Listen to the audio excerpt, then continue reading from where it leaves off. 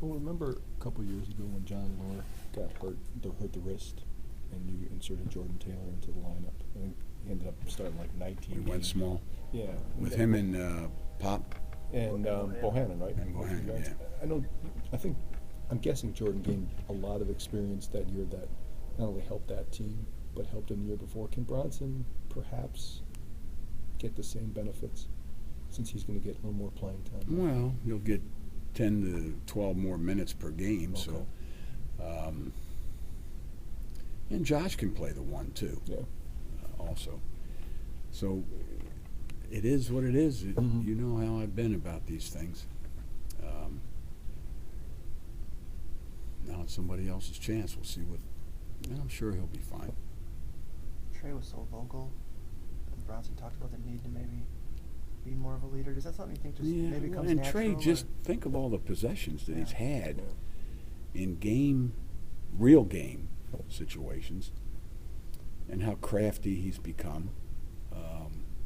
That's why I was really excited coming into this season to have two veterans like that that played the best guards in the country last year. So, you know, you're feeling okay. And then Bronson also off the bench gained some confidence. I figured Zach would be a contributor. So with Trey down, Bronson's going to get the bulk of the minutes, needless to say. What does Shoei have to do now, since he may get more minutes depending upon what your needs are, to contribute? Just do what he did against Rutgers. Got hands on a couple of rebounds. One of them he got fouled on. He gets to the line, makes both free throws. Defensively, he'll take charges. He wasn't quite set on the one that he tried to take after we had a turnover. Zach got back, and at least he tried. At least he did what we've asked. So, you know, and he's scored for the scout team several practices where he just Jordan Hill too sometimes just you go, wow, boy, did he have a good practice today. But consistency is still what it's about. The most consistent scout guy has been Ethan Happ because he just brings it and gets banged around a little bit, gets a little elbow here, a little tug on the shirt there, a little push from behind, and he's learned to dish it out himself. He's really done some good things. Dynamic when it's different, though. Next man in from one season to the next because of graduation is one thing, but when it's forced upon you by circumstances, do you expect players to react any differently, or is it the same thing? Well, I've just always felt, because I knew what it was like when I know how I felt, and so I coach and teach, still keeping that in mind, that, you know, if I had a position, I was going to make sure nobody else took my position. And if I was fortunate that I've never missed a practice or a game. So when somebody does, I really don't know how they feel. I'm surmising. But, you know, they realize they have to get treatment. They have to, and then somebody else steps in. And nobody knows in athletics how it's going to happen. But when change occurs, we adapt.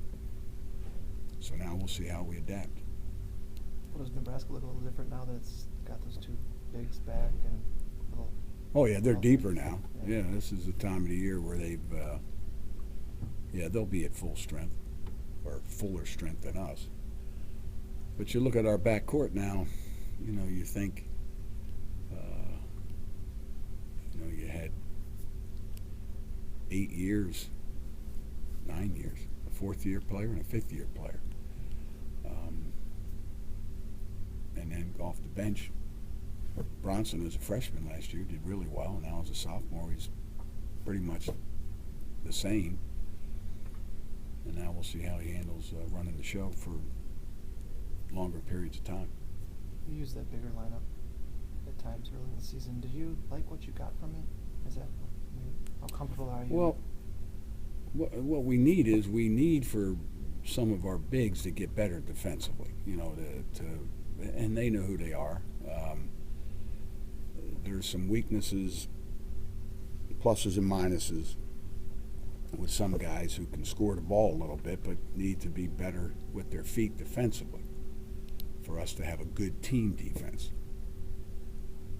And we've been on that all year. So it depends on who we're playing. If we need some lateral speed, east-west speed, defensively to handle guys, the big lineup might not be what you go with. Sometimes it might be foul trouble that dictates who you have out there. So Yesterday when we talked to Frank, he was pretty much dialed in. It seemed like he, between missing a game and then having a teammate go down, a little more serious tone to, you know, what's ahead. Is that kind of a byproduct of, you know, adversity? Is that, you know, any fun? It takes some of the fun and games out of it, and now you really kind of got to lock down and see what you're made of? well, he still enjoys the game, and you have to understand that he just went through something where he felt fine, and that because of all the consciousness of concussions effects over the years, his situation was a byproduct of all the awareness that's out there. So, you know, he's obviously was a little felt badly that he couldn't be on the floor when in his mind he felt the same way that he did the next day. So that's what he was dealing with. So, you know, I'm sure Frank will be Frank. And I think he's maybe embracing the idea of now more responsibility. I mean, he knows he's a senior, he knows it's supposed to happen, but it seems like he's ready for whatever additional burden there might be. We'll see. Yeah, I mean, he's been ready, and he's been working hard every day, and you know, to get 21 points after getting whacked the way he did, you know, you got to admit he was pretty committed. So A couple of years ago, before Josh tore his knee, and he was, I think, in line to be the point guard. What did you see in him in practice that you said, okay, he's the guy? Well, he was a quarterback. He was, you know, in high school, he was a leader. He was, you know, you don't have to be the quickest. You don't have to be. There isn't something that defines the perfect point guard, but it does have to be somebody who is a leader, somebody who can get people to respond. So that's why Josh was in that position. And then, you know, we get into a situation where Trey had an opportunity. He seized it and just kept working at it. Real good assist-to-turnover ratio going. But defensively is where he's so cagey. That's what we're going to miss.